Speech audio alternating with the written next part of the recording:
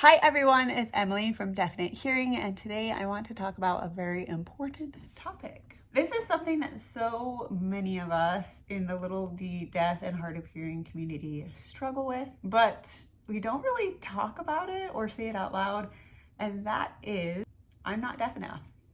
And I'm here today to say that that's okay. Let's talk about what I'm not deaf enough means and why that's okay in today's video. You'll probably notice that today's video is a little bit more casual, and yes it is. It's just because I have wrestled with this topic a lot. I want it to be personal and share just some real insights with you. Also, I was debating taking off my hearing aid charms, but no, I'm gonna leave them on because I'm just gonna be real in today's video. I love them. I put these on today with my little son. This is one way we love to connect over my hearing devices, and that's adding accessories to them. I did just get my hair cut and I absolutely love it. So I'm enjoying that post-salon feel, and I'm going to keep it like this as long as I can, because I just know when I try to style it myself, it's not gonna be the same. So that's why I have my hair down today. But yes, my hearing aids are still there. So let's talk about this gray area. I want to say the onset of the gray area term for me really came about during coronavirus, when we were all kind of siloed and looking for connection. We, and myself included, turned online.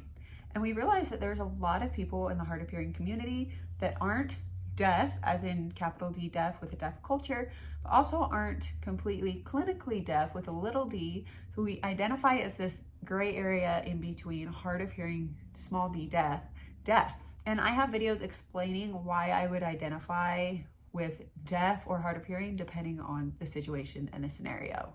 Feel free to check that video out. The gray area is this weird in-between place that many of us live in. We're certainly not part of the hearing world.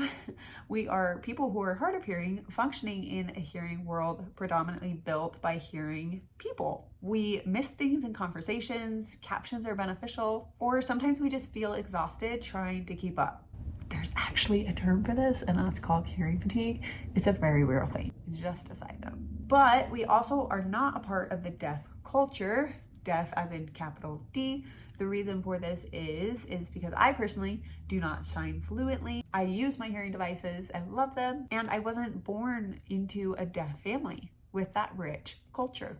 And sometimes with all these factors considered, we just feel like we have not earned a seat at the hearing loss table. In today's video, I want to make it clear that you don't have to earn the seat. It's just something that inherently comes with having hearing loss. Other things that cause us to feel like we belong in this gray area are when people say, you don't look deaf, or you can still talk, you're fine, or you don't sign anyway, do you?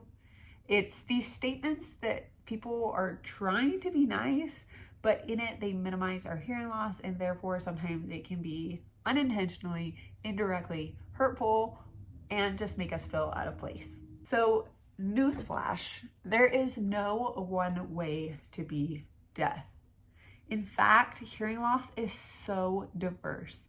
Not only can you have a certain type of hearing loss, a combination of conductive, sensory neural, or mixed hearing loss, but that hearing loss comes with severity, ranging from normal, mild, moderate, severe, profound to death. And so when you consider all the people in this world and our individual experiences of being hard of hearing are so diverse. But just because someone has more hearing loss than another doesn't necessarily validate that they are more deaf than another. We have hearing loss. We are unified in that aspect. So whether you have hearing aids, have a cochlear implant or two, have one, whether you use captions and apps, or whether you use a signed language to communicate, you're using these mechanisms to adapt.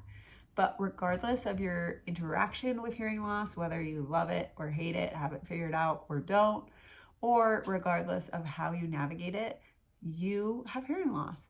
You belong, and you are also not alone. Let's talk about the gray area and some of the hardest parts of being in this hard of hearing, I'm not deaf enough, gray area. Some of the hardest parts are the self-doubts we get. I should be doing that. I should have understood what they said. I shouldn't be tired after I listened to that, or things like that. This is actually called internalized ableism, and we need to make sure we watch out for ourselves and that we combat this as much as possible. Give yourself grace. It's okay to need and want help. I do that every day with my hearing aids, and I love my hearing aids. They help me hear things that I would not hear otherwise. For example, yesterday I was driving in the car. My son was behind me. Without my hearing aids, I would not be able to hear him. But in such an adorable way, he said, "Mom, I think we should buy a cat." And I was like, "What? That's so random." And I was like, "Why do you think that we should buy a cat?" And he said, "Because our neighbors have a dog." I appreciated the logic. And I said, "Well, what kind of cat would you want us to buy?" And he said he wanted an orange cat and that he would name it Ron. And so I just laughed because I just love this conversation that I had because I have my hearing aids. That is something I would totally miss out on, that I would not be aware of. And so I'm so grateful for helps. So when you have that internal battle of like, I'm not deaf enough, if you have hearing loss, you deserve to know what's available out there to treat it, whether or not you want to treat it. And that's a large reason why I created Definite Hearing, to increase awareness for the deaf and hard of hearing. If you have any questions for me about hearing loss, please drop them in the comments below.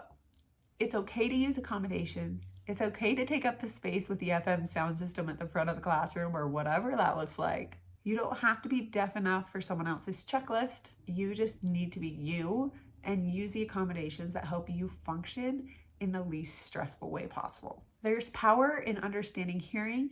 There's power in understanding your type and degree of hearing loss, because that brings self-acceptance and that fosters confidence. When you have confidence and you put it out into the world, you instill confidence in others. It's absolutely contagious. And I know it because I've experienced this.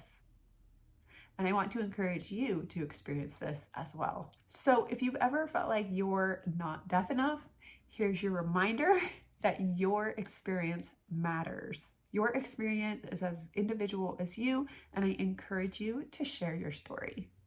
What's your story? I want to hear it in the comments below. If you haven't already, please like this video and subscribe to my channel.